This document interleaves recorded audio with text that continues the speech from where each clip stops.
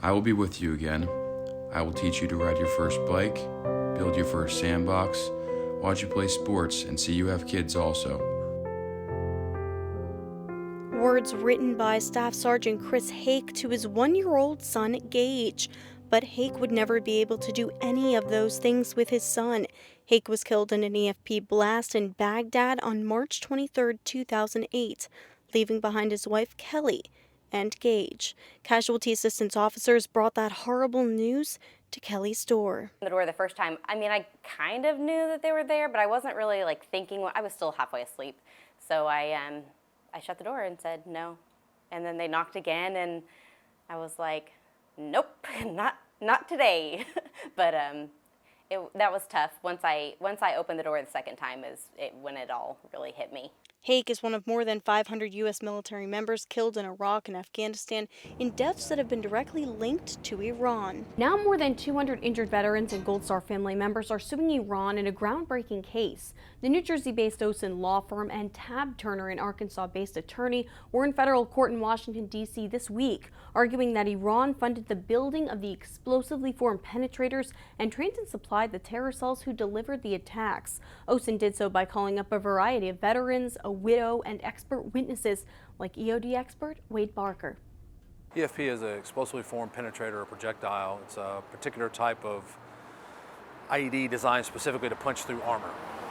In EFP, the copper is formed into a slug that on detonation travels at about 26,000 feet per second.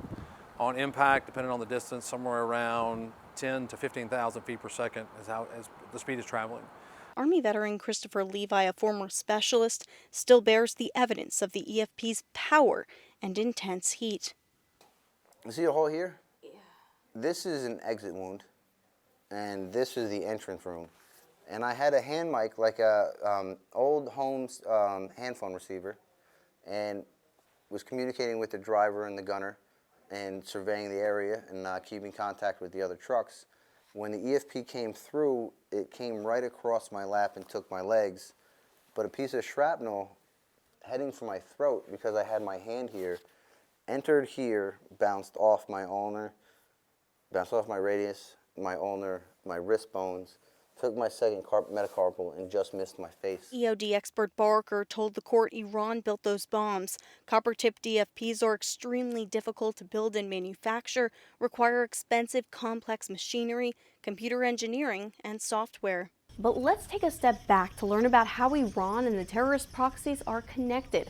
Dr. Matthew Levitt, expert witness, is the director of the Counterterrorism Intelligence Program at the Washington Institute for Near East Policy. So Iran has the Revolutionary Guard Corps, and under that it has its Quds Force. And as part of the Quds Force, you have the Ramazan Corps.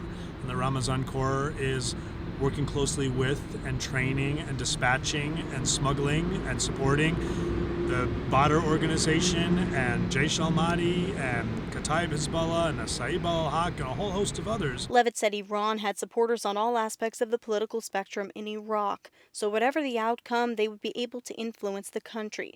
So the lawyers used experts like Levitt to prove Iran was using their political standing and tens of millions of dollars to support the killing and maiming of American service members. And so the Lebanese Hezbollah was directly involved at the behest of the IRGC Quds Force to develop terrorist groups within Iraq to kill coalition forces. To kill soldiers like Trisha English's husband Sean on December 3, 2006, the father of 3 boys.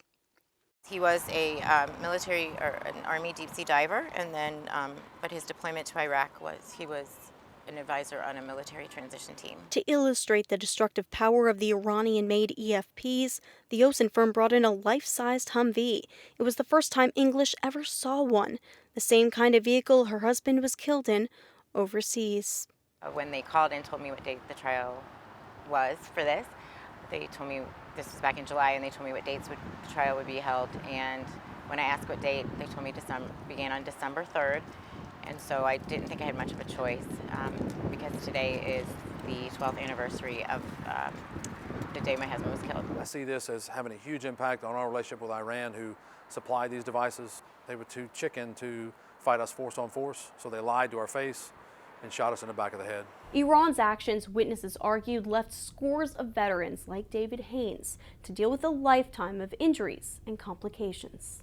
He said he'd never seen anybody with so many holes in them and that I looked like Swiss cheese. There is going to be a great satisfaction in seeing some truth come out about some of the people that were actors in this war. The federal judge is expected to issue an opinion about the trial in the coming months. If she finds Iran liable, then the process will begin to determine if the plaintiffs will be able to receive some money damages from the U.S. Victims of State-Sponsored Terrorism Fund. But for now, for Gold Star families like Kelly Hake, her husband lives on in her son Gage, who is the mirror image of his father. Yes, so Chris was a class clown. I mean, anybody that you ask, he was doing something to make someone laugh at all times. So I've realized that with Gage, he does the same thing. Like, he wants to make everyone smile and everyone laugh all the time. He's just like his dad.